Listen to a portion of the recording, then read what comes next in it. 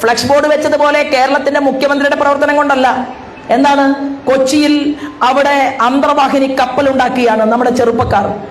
അവർ അവിടെ അന്തർവാഹിനി കപ്പൽ ഉണ്ടാക്കുമ്പോൾ ആ കപ്പൽ നീറ്റണിയിക്കാൻ വേണ്ടിയിട്ട് ഈ രാജ്യത്തിന്റെ ഏറ്റവും പ്രൗഢോജ്വലനായിട്ടുള്ള ലീഡർ ശ്രീമാൻ നരേന്ദ്രമോദി വരുമ്പോൾ സംസ്ഥാനത്തിന്റെ പ്രൗഢി കൊണ്ടല്ല, പക്ഷേ ഫ്ലക്സ് ബോർഡുകളിൽ എഴുതി വെക്കുന്നത് അന്തർവാഹിനി കപ്പൽ നിർമ്മിച്ചാലും ഒരു മിഠായി കട തുടങ്ങിയാലും അതിന്റെ ഗ്യാരണ്ടി പിണറായിയാണ്, കേരള മുഖ്യമന്ത്രിയാണ് എന്ന് പറഞ്ഞ് മുഴുനീളൻ ബോർഡ് വെക്കാൻ ഭാഗ്യം സിദ്ധിച്ച ഒരു മുഖ്യമന്ത്രിയാണ് കേരളത്തിലുള്ളത്. കാരണം എന്താണ്?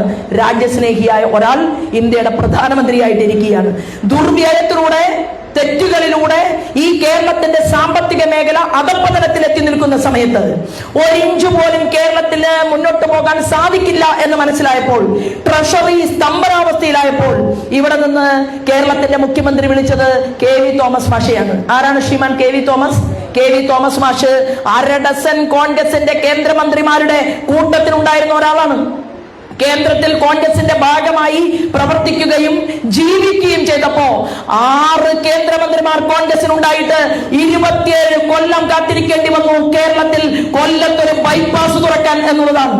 എന്നാൽ ഒരു കേന്ദ്രമന്ത്രിയും ഉണ്ടായിട്ടല്ല 96% പണവും ഞാനാണ് തന്നത് മിസ്റ്റർ പിണറായി വിജയൻ എന്ന് നിതിൻ ഗഡ്കരി എന്ന് പറയുന്ന കേന്ദ്രമന്ത്രി അദ്ദേഹത്തിന്റെ മുഖത്ത് നോക്കി സംസാരിച്ച ഒരു മീറ്റിംഗ് എന്റെയും നിങ്ങളുടെയും മുന്നിൽ ദൃശ്യമാധ്യമങ്ങളിലൂടെ ഞാനും നിങ്ങളും കണ്ടതാണ്. 4% മാത്രം റോഡിന് വേണ്ടി പണം കൊടുത്തുകൊണ്ട് നെഗളിക്കുന്ന ഒരു ഗവൺമെന്റ്.